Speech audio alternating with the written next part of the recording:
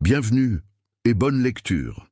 Un éclair zébra le ciel toulousain, illuminant brièvement le visage crispé de Monique Vidal. Ses doigts agrippèrent le rebord du lit d'hôpital, tandis qu'une nouvelle contraction la traversait comme une lame. La tempête qui s'abattait sur la ville cette nuit-là semblait avoir pénétré jusqu'à ses entrailles. La pluie cinglait les vitres avec fureur, comme si la nature elle-même participait à sa souffrance. « Respirez, Madame Vidal !» ordonna l'infirmière au visage sévère qui ne rencontrait jamais son regard. « Le médecin arrive !» Monique haletait, son corps secoué de spasmes. À 40 ans, cette grossesse tardive avait été un miracle auquel elle n'osait plus croire. Jean-Pierre, son mari, avait été retenu par les inondations qui paralysaient les routes. Elle était seule dans cette chambre, au mur d'un blanc clinique, seule avec la douleur et l'espoir. « Mon bébé !» gémit-elle, tandis qu'une contraction plus violente que les autres lui arrachait un cri. « Comment va mon bébé ?» Personne ne lui répondit. Le médecin entra enfin, son expression indéchiffrable. Monique perçut des chuchotements, des regards échangés par-dessus sa tête. Quelque chose n'allait pas, elle le sentait, le savait comme seule une mère peut le savoir. Puis vint la délivrance, et avec elle un cri, un vagissement fragile mais bien réel qui s'éleva au-dessus du vacarme de l'orage. Son cœur explosa de joie. Il était vivant, son fils était vivant. Mais cette joie fut de courte durée.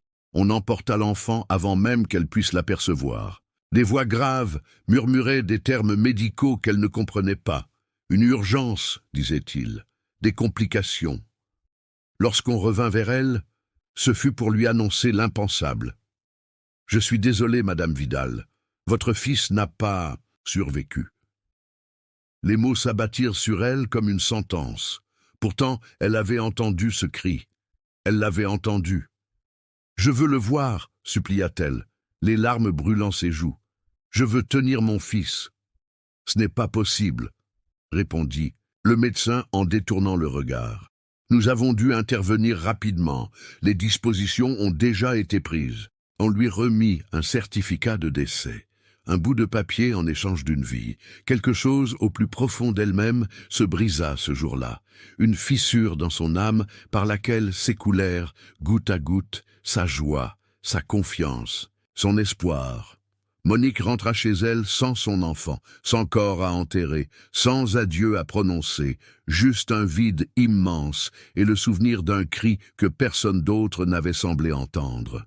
La petite chambre qu'elle avait préparée avec tant d'amour resta fermée, un sanctuaire de rêves avortés où s'accumulait lentement la poussière des années. La vie continuait, disait-on, mais pour Monique, ce n'était qu'une façade. Elle souriait rarement, parlait peu. Chaque année, le jour de l'anniversaire de ce fils qu'elle n'avait jamais tenu, elle allumait une bougie, une petite flamme vacillante dans l'obscurité de sa douleur. Jean-Pierre, patient et aimant, essaya tout. Thérapie, groupe de soutien, et voyage pour changer d'air. Rien n'effaçait cette conviction tenace qui l'habitait, on lui avait menti. Un médecin trop pressé, des infirmières qui fuyaient son regard, une crémation précipitée. « Tu dois laisser partir cette idée, Monique », lui répétait doucement Jean-Pierre. « Tu te fais du mal. » Mais comment expliquer cette certitude viscérale ? Cette voix intérieure qui lui chuchotait que son enfant n'était pas mort cette nuit-là. Que faire de cette intuition qui la réveillait parfois en pleine nuit, haletante et en larmes? Les années passèrent. Des rides se creusèrent sur son visage autrefois lisse. Ses cheveux s'argentèrent. Elle devint enseignante, canalisant son amour maternel vers ses élèves, ses enfants qui n'étaient pas les siens, mais à qui elle offrait sa patience et sa bienveillance. 40 ans s'écoulèrent ainsi, 4 décennies de silence et de questions sans réponse. Jean-Pierre était parti 5 ans plus tôt, emporté par un cancer. Monique vivait désormais seule dans leur modeste maison des hauteurs de Toulouse, entourée de souvenirs et de cette absence qui n'avait jamais cessé de peser. C'est alors qu'un simple coup à sa porte vint bouleverser ce fragile équilibre. C'était un dimanche après-midi de mai. Monique préparait du thé lorsqu'elle entendit frapper. 3 coups légers, presque hésitants. Elle ouvrit, s'attendant à voir sa voisine ou peut-être un livreur. Au lieu de cela, elle découvrit un homme, grand, mince, la quarantaine, et ses yeux qui la fixaient avec une intensité troublante. Des yeux qu'elle avait l'impression de connaître depuis toujours. Ses jambes vacillèrent sous elle. Elle dut s'agripper au chambranle de la porte. « Madame Vidal ?» demanda l'inconnu, d'une voix douce. Elle hocha la tête, incapable de parler, le cœur battant à tout rompre. « Je m'appelle Mathieu, je crois que je suis votre fils. » Le monde bascula. L'air se raréfia autour d'elle. « Pardon ?» murmura-t-elle, le souffle coupé. « J'ai été adopté, poursuivit-il. Ma mère adoptive est décédée récemment, et dans ses affaires, j'ai trouvé des documents, des dossiers médicaux, des lettres, un privé et une photo de vous, du jour de ma naissance. Elle a dit que je n'étais pas censé savoir. Mais je devais vous trouver. » Des larmes jaillirent des yeux de Monique avant même qu'elle puisse les retenir. Elle fixait cet homme, détaillant chaque trait de son visage. Ce menton, cette fossette qui se creusait quand il esquissait un sourire nerveux. L'écho d'un enfant qu'elle n'avait jamais tenu dans ses bras. Elle ignorait si c'était folie ou miracle, mais son cœur murmurait « c'est lui ». Mathieu entra, serrant contre lui une chemise cartonnée. Ils s'assirent à la table de la cuisine, celle-là même où elle avait pleuré tant de fois sur des vêtements de bébé jamais portés. Il ouvrit le dossier. À l'intérieur, des copies d'anciens dossiers hospitaliers datant de cette nuit fatidique, des notes marquées « confidentielles », le nom d'un programme qu'elle ne reconnaissait pas. Projet Renaissance. Et une lettre d'une infirmière nommée Colette, datée de 1985. « Je ne pouvais plus vivre avec ce poids sur la conscience, disait la lettre. Votre bébé n'est pas mort, il a été pris, sélectionné pour un programme financé par des donateurs privés. On m'a dit qu'il sauverait des vies, mais aucune mère ne devrait subir un tel mensonge. J'espère qu'un jour, vous apprendrez la vérité. » Monique lisait en silence, tremblante. Chaque page confirmait le cauchemar qu'elle avait porté seule pendant des décennies. Mathieu, son fils, avait été élevé dans le secret, sa naissance manipulée, son identité enterrée. Le programme avait été financé par un consortium privé, des donateurs fortunés, des intérêts pharmaceutiques, des connexions gouvernementales. Un nom apparaissait à plusieurs reprises dans les documents, celui d'un industriel milliardaire qui avait perdu son propre enfant à cause d'une maladie génétique rare. Il avait dépensé des millions pour financer une initiative secrète visant à identifier les nouveau-nés présentant des caractéristiques génétiques uniques. Le fils de Monique, avec un profil sanguin rare, avait été choisi pour faire partie de ce legs. « J'ai été bien élevé, » dit doucement Mathieu. « J'ai reçu une bonne éducation, des soins médicaux excellents, mais il m'a toujours manqué quelque chose. Je n'ai jamais eu l'impression d'appartenir vraiment à ma famille. Et quand j'ai trouvé cette lettre, j'ai su que je devais retrouver la femme qui m'avait mis au monde. » Monique tendit la main vers la sienne. « Toutes ces années, je le savais au fond de mon âme. J'ai prié pour toi. Je n'ai jamais cessé. » Ils pleurèrent ensemble, étrangers par le temps, liés par le sang et la douleur. Une mère réunie avec l'enfant arraché à ses bras, non par la mort, mais par l'avidité déguisée en science. Si tu apprécies l'histoire, écris 5 en commentaire et abonne-toi pour découvrir d'autres vidéos comme celle-ci. Si ce n'est pas le cas, écris 0.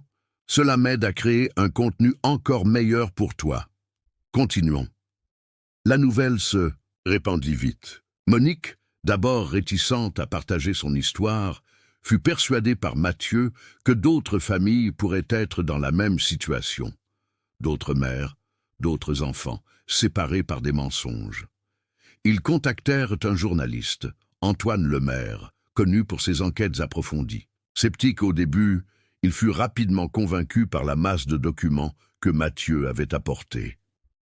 « Ce n'est pas juste votre histoire, » dit Antoine lors de leur première rencontre dans le petit salon de Monique.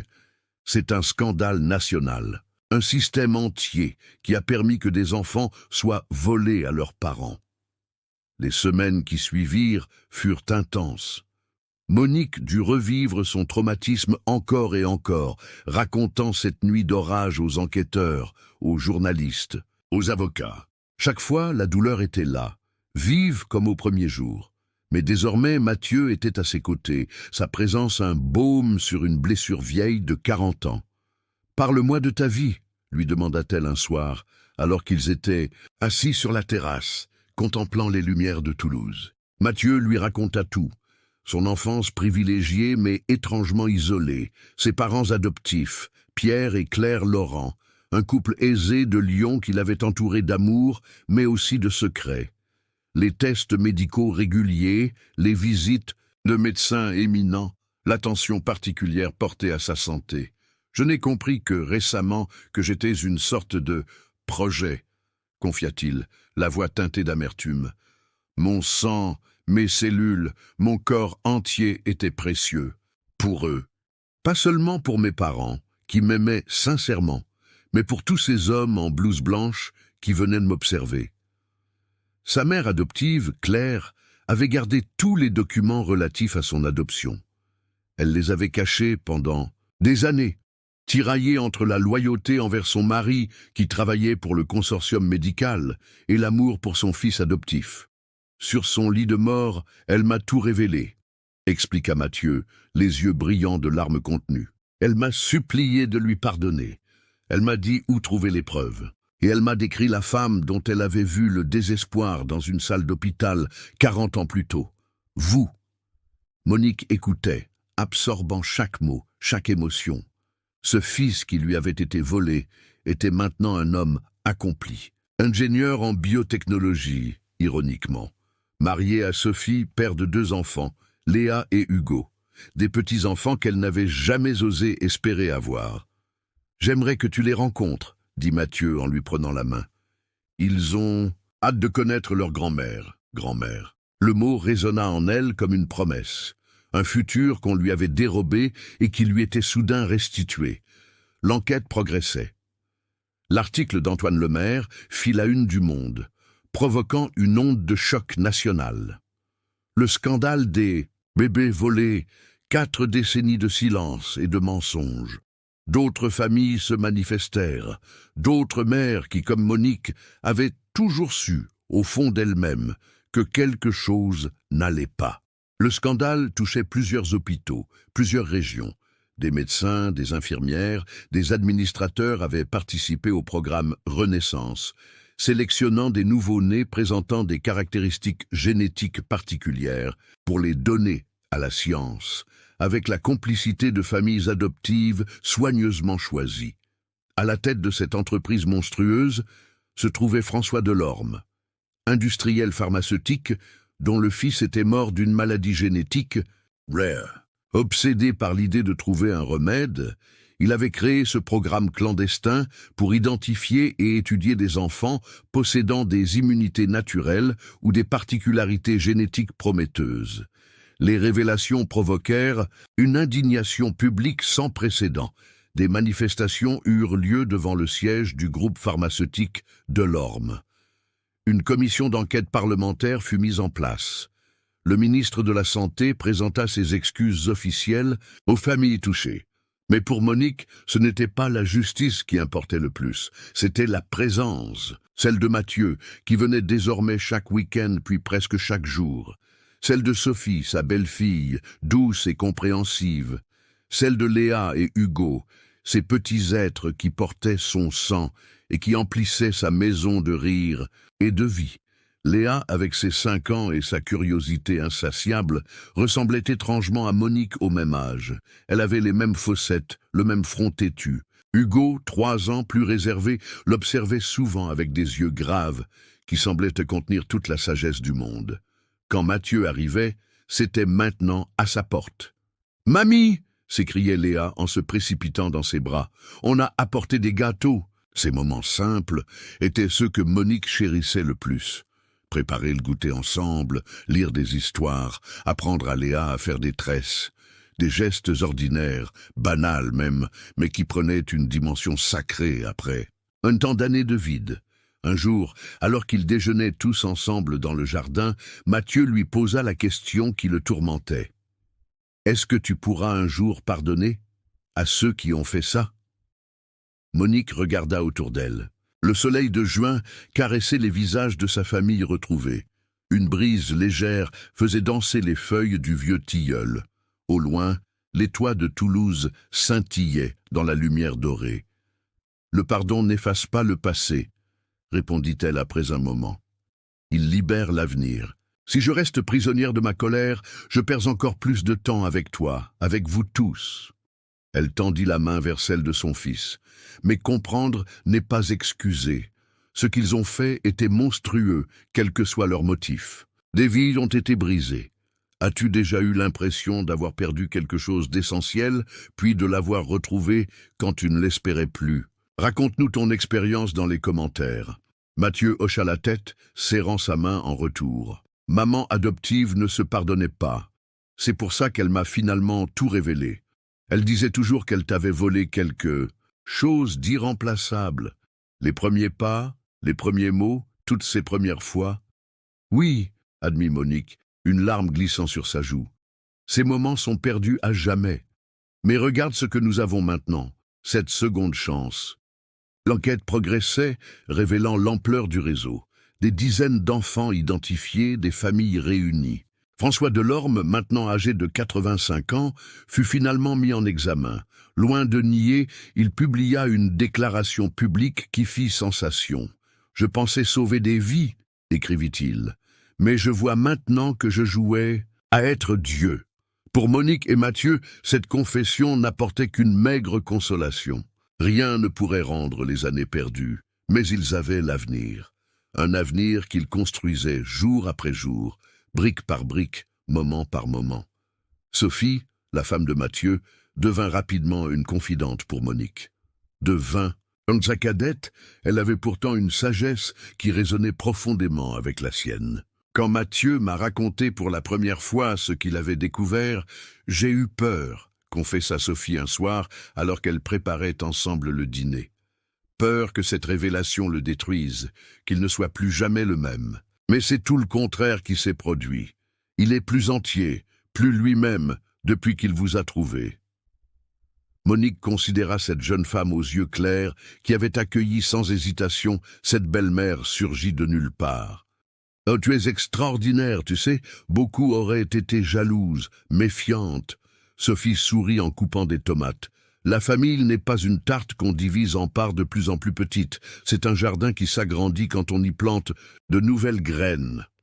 Cette philosophie illuminait désormais la vie de Monique. Après des décennies d'obscurité, sa maison s'emplissait de lumière, de vie, de possibilités. L'été céda la place à l'automne. Les feuilles du tilleul virèrent au doré puis au brun. La famille de Mathieu venait maintenant presque chaque week-end. Monique avait transformé son ancienne salle de classe en chambre d'enfants, avec des lits superposés pour Léa et Hugo. Un jour, elle se surprit à ouvrir la porte de la petite chambre qu'elle avait préparée 40 ans plus tôt pour le bébé qu'elle n'avait jamais ramené à la maison. La pièce était restée intacte comme un mausolée à sa douleur. La poussière recouvrait le berceau, la commode, la petite bibliothèque garnie de livres pour enfants jamais ouverts. Monique resta un moment sur le seuil, le cœur battant. Puis elle entra, déterminée. Il était temps. Temps de transformer ce sanctuaire de chagrin en quelque chose de nouveau. Elle ouvrit les fenêtres, laissant entrer l'air frais de septembre. La poussière dansa dans les rayons de soleil. Elle commença à vider les placards, à trier, à nettoyer. Chaque objet qu'elle touchait racontait une histoire de perte, mais aussi d'espoir. Ces petits vêtements qu'elle avait achetés avec autant d'amour, ces jouets qu'elle avait imaginé voir dans les mains de son enfant. Mathieu la trouva ainsi, entourée de cartons à moitié remplis. « Maman » demanda-t-il doucement depuis la porte. C'était la première fois qu'il l'appelait ainsi, et le mot résonna comme une caresse. Elle leva les yeux, souriante malgré les larmes. « Je prépare une surprise pour Léa et Hugo, une salle de jeu. » Il s'approcha, s'agenouillant près d'elle. Ses doigts effleurèrent un petit pull bleu, minutieusement plié. « C'était pour moi ?» Monique hocha la tête, incapable de parler. « Je peux ?» demanda-t-il en tendant la main vers le vêtement. Elle le lui donna, regardant son fils, tenir ce pull qui aurait dû être le sien, qui aurait dû l'accompagner dans ses premiers mois de vie. « Il est parfait », murmura-t-il. « Tu sais, Sophie et moi, nous avons une nouvelle à t'annoncer. » Monique le regarda, le cœur soudain suspendu. Sophie est enceinte. Un petit garçon. Il devrait naître en février. La joie explosa en elle, comme un feu d'artifice, un autre petit-fils, une nouvelle vie, un nouveau commencement. « Je voudrais, » continua Mathieu, la voix tremblante d'émotion, « je voudrais qu'il porte ce pull, que quelque chose de ce que tu avais préparé avec tant d'amour serve enfin à l'enfant auquel il était destiné. Pas à moi, mais à mon fils, ton petit-fils. » Monique éclata en sanglots, mais des sanglots de joie pure cette fois. Mathieu la prit dans ses bras, et ils restèrent ainsi enlacés parmi les reliques d'un passé qui, enfin, trouvait son sens. Les semaines suivantes furent consacrées à la transformation de la chambre. Les murs, autrefois peints en bleu pâle, prirent une teinte plus vive. Les vieux jouets furent nettoyés, réparés si nécessaire. Monique en garda certains pour le futur bébé, rangea précieusement d'autres souvenirs et donna le reste. Ce processus était thérapeutique. Chaque objet dont elle se séparait allégeait un peu plus le poids de sa douleur passée. Chaque décision prise pour l'avenir, plutôt que pour commémorer le passé, la libérait un peu plus. Une soirée particulièrement émouvante fut celle où elle raconta à Mathieu comment elle avait choisi son prénom. « Mathieu était le prénom de mon grand-père », expliqua-t-elle en lui montrant de vieilles photographies en noir et blanc. « Un homme doux et sage qui m'a pratiquement élevé. Quand j'ai su que j'attendais un garçon, je n'ai jamais hésité. » Les Laurent ont gardé ce prénom, nota Mathieu, surpris. Ils auraient pu le changer. Ta mère adoptive avait peut-être plus de conscience qu'elle ne le laissait paraître, suggéra doucement Monique. Peut-être voulait-elle préserver ce lien, même infime, avec ta véritable identité. L'automne céda la place à l'hiver. Le procès de François Delorme et de ses complices commença, captant l'attention nationale. Monique refusa de s'y rendre, préférant se concentrer sur sa famille retrouvée plutôt que sur cette justice tardive. « Ce ne sont pas les tribunaux qui guériront mon cœur », dit-elle à Antoine Lemaire lorsqu'il vint l'interviewer pour un suivi de son article. « C'est l'amour. C'est de voir mon fils vivre, aimer, devenir père à son tour. » Le journaliste, visiblement ému, nota ces paroles. « Votre histoire a touché des milliers de personnes, Madame Vidal.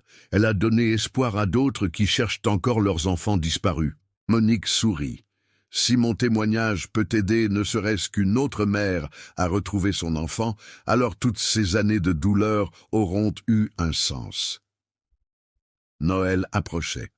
Pour la première fois depuis des décennies, Monique décorait sa maison avec enthousiasme. Un grand sapin trônait dans le salon, orné de guirlandes et de boules scintillantes, choisies avec Léa et Hugo. « Grand-mère » demanda Léa un après-midi alors qu'elles accrochaient des décorations. « Est-ce que tu es triste de n'avoir pas vu papa quand il était petit comme moi ?» La question, dans son innocence enfantine, frappa Monique en plein cœur. Elle s'agenouilla pour être à la hauteur de sa petite fille. « Oui, ma chérie, très triste. Mais tu sais quoi? Je suis tellement heureuse de vous avoir maintenant, toi, ton frère et ton papa, que cette joie est plus grande que ma tristesse. » Léa hocha solennellement la tête, absorbant cette sagesse. Puis, avec la résilience propre aux enfants, elle changea de sujet. « On peut mettre l'étoile tout en haut maintenant ?» Cette capacité à vivre dans le présent, Monique l'apprenait de ses petits-enfants. Le passé était important, mais il ne devait pas éclipser le miracle du moment présent. Le réveillon de Noël fut une célébration comme Monique n'en avait pas connu depuis des années. Sa maison, autrefois silencieuse, résonnait de rires, de conversations animées, du bruit des papiers cadeaux déchirés avec impatience. Après le dîner, alors que les enfants somnolaient près du sapin, Sophie révéla la dernière échographie du bébé à venir. « Nous avons choisi un prénom », annonça-t-elle en prenant la main de Monique. « Si tu es d'accord, nous aimerions l'appeler Jean-Pierre, comme ton mari. Les larmes montèrent aux yeux de Monique. Jean-Pierre, qui avait partagé sa douleur, qui n'avait jamais cessé de croire en elle, même quand ses théories semblaient folles. Jean-Pierre, qui aurait tant aimé connaître ce fils retrouvé, ses petits-enfants, cette famille reconstituée. Il aurait été tellement fier, murmura-t-elle, tellement heureux. Mathieu s'approcha, entourant sa mère et sa femme de ses bras. C'est grâce à toi, maman, ta persévérance, ton amour qui n'a jamais faibli. Tu n'as jamais cessé de me chercher, même quand tout le monde te disait d'abandonner. Au coin du salon, le petit pull bleu était accroché à une branche du sapin, désormais un symbole d'espoir, plutôt que de perte, un fil invisible reliant le passé à l'avenir. L'hiver s'écoula lentement. Janvier apporta son lot de frimas et de matins brumeux. Sophie, dont le ventre s'arrondissait de jour en jour, passait de plus en plus de temps chez Monique, trouvant en elle une source inépuisable de conseils et de réconfort. Léa entrait en dernière année de maternelle, fière et un peu anxieuse. Hugo explorait le monde avec une curiosité tranquille qui rappelait à Monique celle de Jean-Pierre. Mais c'est votre instinct qui vous alerte. C'est cette petite voix qui murmure quand quelque chose ne va pas. Écoutez-la, car elle est souvent plus sage que tous les experts réunis. François Delorme fut finalement condamné à 10 ans de prison, une sentence largement symbolique étant donné son âge avancé. Plus significatif encore, un fonds d'indemnisation fut créé pour les familles victimes du projet Renaissance. Des réformes dans la supervision hospitalière furent instaurées. Une fondation fut mise en place pour soutenir les mères comme Monique, des femmes dont les voix avaient été réduites au silence par les institutions. Mais le véritable dénouement pour Monique ne vint pas des tribunaux. Il vint par une froide journée de février, lorsque Sophie, dans la salle d'accouchement, donna naissance à un petit garçon en parfaite santé. Jean-Pierre Vidal-Laurent, 3,6 kilos, un duvet de cheveux bruns et des yeux d'un bleu profond. Monique était présente, tenant la main de Sophie pendant le travail, encourageant, soutenant. 40 ans après avoir été privée de la naissance de son fils, elle assistait à celle de son petit-fils. Quand le médecin déposa le nouveau-né dans les bras de Mathieu, celui-ci, les yeux brillants de larmes, vint immédiatement vers sa mère. « Maman, murmura-t-il, voudrais-tu le tenir ?» Le monde s'arrêta de tourner. Monique tendit des mains, tremblante, et soudain il était là, ce petit être chaud et fragile, levé contre sa poitrine. Ce moment qu'on lui avait volé 40 ans plus tôt lui était enfin rendu, d'une manière qu'elle n'aurait jamais osé imaginer. « Bonjour, Jean-Pierre », chuchota-t-elle au bébé, qui ouvrait des yeux curieux sur le monde. « Je suis ta grand-mère. » Le petit poing du nourrisson s'agrippa à son doigt avec une force surprenante. Un geste simple qui semblait sceller une promesse. Jamais plus ils ne seraient séparés. Les premiers mois de Jean-Pierre furent une source constante d'émerveillement pour Monique. Elle qui avait été privée de chaque première fois avec son fils pouvait maintenant assister à celle de son petit-fils. Le premier sourire, délicieusement contagieux. Les premiers gazouillis, mélodieux comme un chant d'oiseau. La première dent, minuscule perle blanche, surgissant après des nuits d'insomnie. Sophie et Mathieu, loin de se sentir envahis par sa présence, l'encourageaient à participer pleinement à ces moments précieux. « Tu as tellement à lui apprendre », disait souvent Sophie en lui confiant le bébé pour un bain ou une promenade. Monique découvrait ainsi une nouvelle facette d'elle-même. Non plus seulement la femme blessée qui avait porté si longtemps le poids d'une perte incommensurable, mais une grand-mère épanouie, débordante d'amour et de sagesse à partager. Le printemps arriva, apportant avec lui une renaissance qui résonnait profondément en Monique. Les fleurs éclosaient dans son jardin, les oiseaux construisaient leur nid dans le vieux tilleul. La vie, dans toute sa splendeur obstinée, continuait son cycle éternel. Un jour d'avril, alors qu'elle berçait Jean-Pierre endormi dans ses bras, Monique reçut un appel inattendu. C'était Antoine Lemaire, le journaliste qui avait révélé l'affaire des bébés volés. « Madame Vidal, dit-il, je vous appelle car quelque chose d'important vient de se produire. François Delorme souhaite vous rencontrer. » Un frisson parcourut l'échine de Monique. François Delorme. l'homme qui avait orchestré le vol de son enfant, l'architecte de 4 décennies de souffrance. « Pourquoi accepterais-je de voir cet homme ?» demanda-t-elle, la voix soudain tendue. « Il dit avoir des informations que vous seuls devriez entendre, des vérités qu'il n'a pas révélées lors du procès. » Monique regarda le bébé qui dormait paisiblement contre son cœur. Que pouvait bien lui importer maintenant, après tout ce temps, les confessions d'un vieil homme cherchant l'absolution? « Je n'ai aucune envie de le voir, » répondit-elle fermement. Mais cette nuit-là, le sommeil la fuit. Des questions tournoyaient, dans son esprit comme des feuilles dans une bourrasque d'automne. Quelle vérité Delorme gardait-il encore? Pourquoi tenait-il à lui parler à elle spécifiquement? Au matin, après une nuit agitée, elle rappela Antoine. « J'irai, dit-elle simplement, mais je veux que Mathieu m'accompagne. » La prison où était détenu François Delorme était un bâtiment austère à la périphérie de Toulouse. Monique s'y rendit une semaine plus tard. Mathieu à ses côtés, son soutien silencieux lui donnant la force d'affronter l'homme qui avait bouleversé leur destin. On les conduisit dans une petite salle aux murs blafards. Et puis il entra, escorté par un gardien. François Delorme, autrefois puissant industriel, n'était plus qu'un vieillard voûté, au visage marqué par l'âge, et peut-être par le regret. Il s'assit face à eux, ses mains décharnées posées sur la table métallique. « Madame Vidal » commença-t-il d'une voix rauque. « Monsieur Laurent, je vous remercie d'être venu. » Ni Monique ni Mathieu ne répondirent.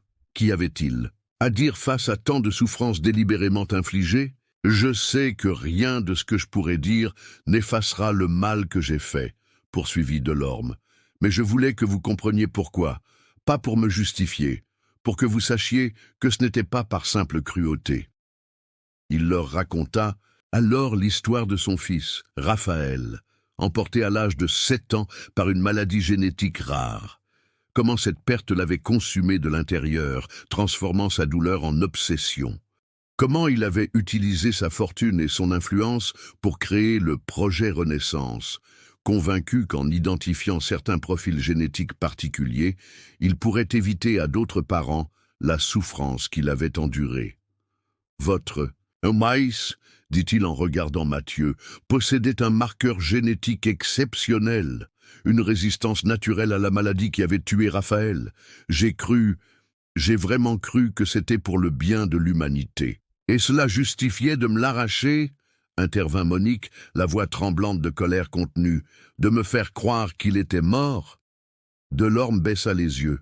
« Dans mon esprit tordu par le chagrin, oui, je pensais que la fin justifiait les moyens, que sauver des milliers d'enfants valait le sacrifice de votre bonheur. J'avais tort, terriblement tort. » Il sortit de sa poche une enveloppe qu'il poussa vers eux.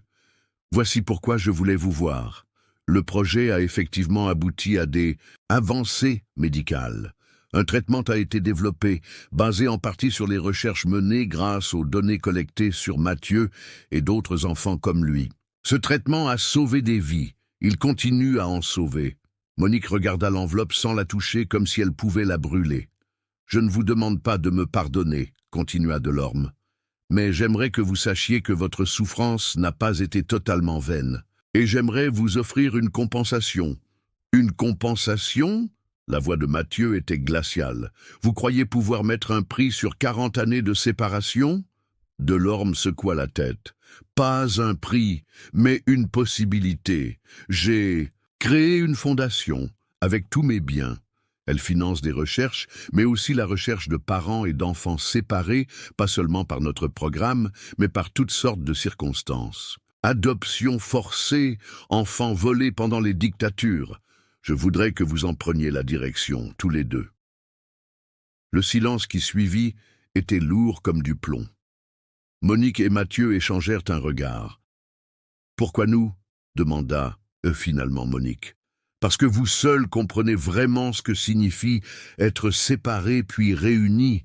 Vous pouvez transformer cette expérience en quelque chose qui aide les autres. » Ils quittèrent la prison sans avoir donné de réponse, l'enveloppe de Delorme pesant dans la poche de Mathieu comme un fardeau incertain.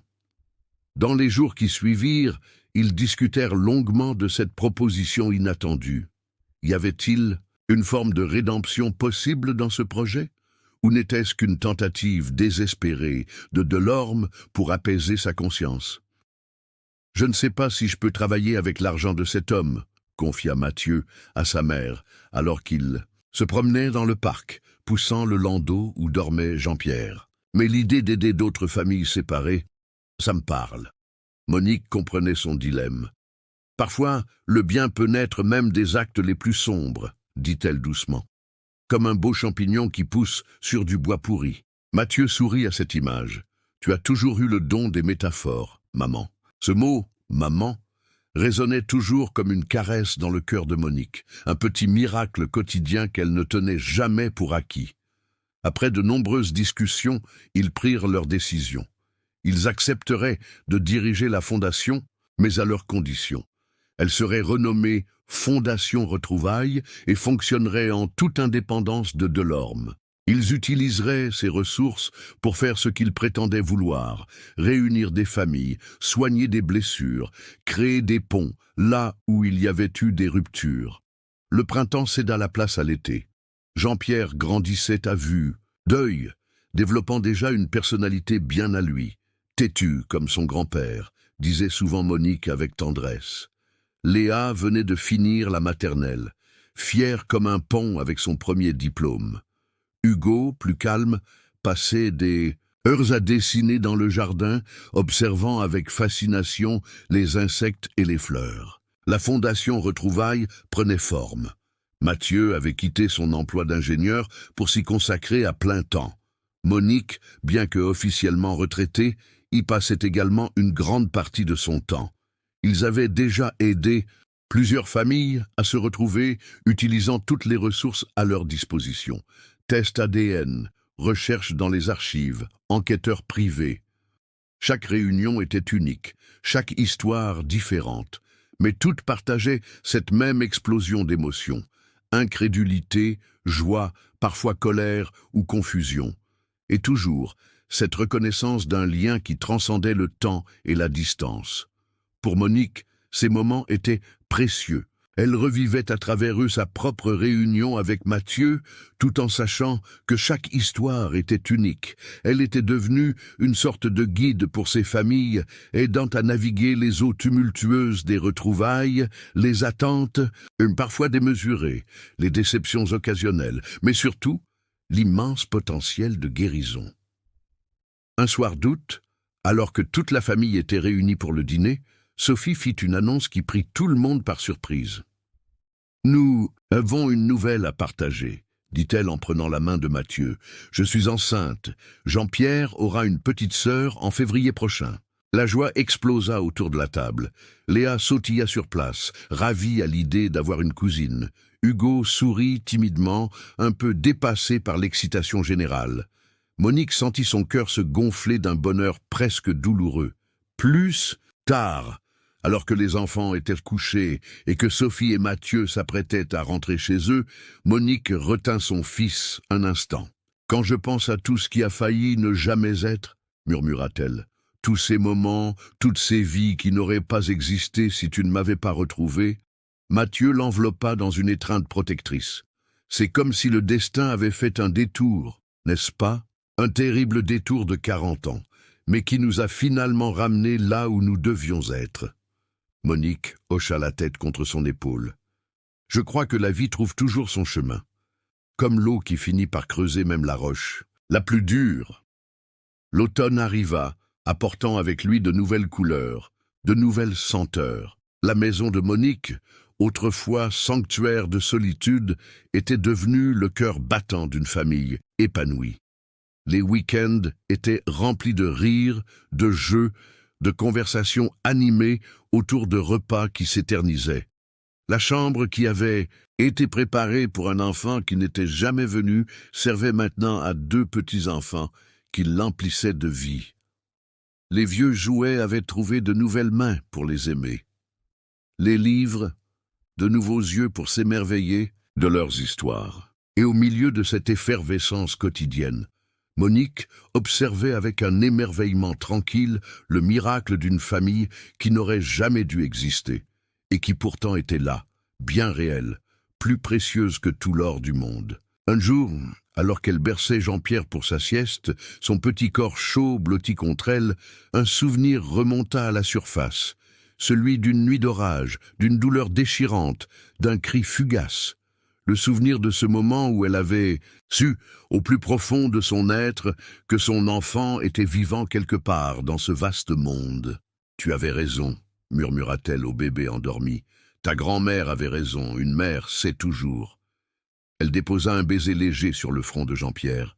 « Et je te promets, mon petit trésor, que je serai toujours là pour veiller sur toi, pour te protéger, pour t'aimer comme j'aurais aimé ton père si on me l'avait permis. » Il ne fallait pas rester silencieux face à l'injustice qui vous oppresse. Il fallait agir et chercher la vérité, même quand tout semble perdu. Il fallait toujours écouter cette voix intérieure qui parfois est le seul guide dans l'obscurité. L'hiver revint, apportant avec lui le premier anniversaire de la réunion de Monique et Mathieu. Une année seulement. Et pourtant, tant de vies transformées, tant de joies partagées, tant de douleurs apaisées. Ils célébrèrent cette date non pas comme l'anniversaire d'une perte, mais comme celui d'une renaissance. Une seconde chance que la vie leur avait offerte contre toute attente. « À notre famille », porta un toast Mathieu, levant son verre dans le salon décoré pour les fêtes.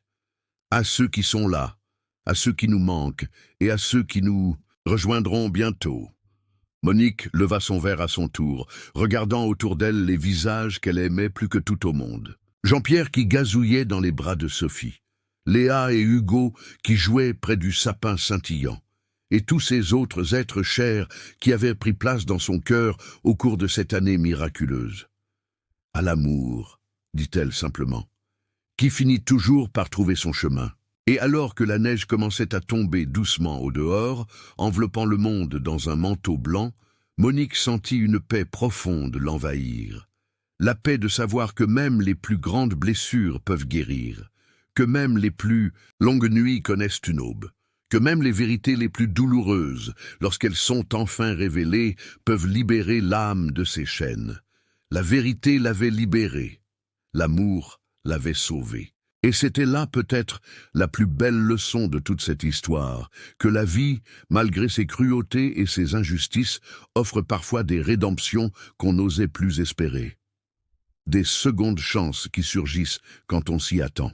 Le moins, des retrouvailles qui effacent en un instant des décennies de solitude. « Je t'ai perdu une fois », murmura-t-elle à Mathieu lorsqu'il vint l'embrasser avant de partir. « Mais Dieu t'a ramené à moi quand j'étais prête à te recevoir. » Et dans les yeux de son fils, dans ce regard si semblable au sien, brillait la promesse que rien désormais ne pourrait plus jamais les séparer. « Félicitations !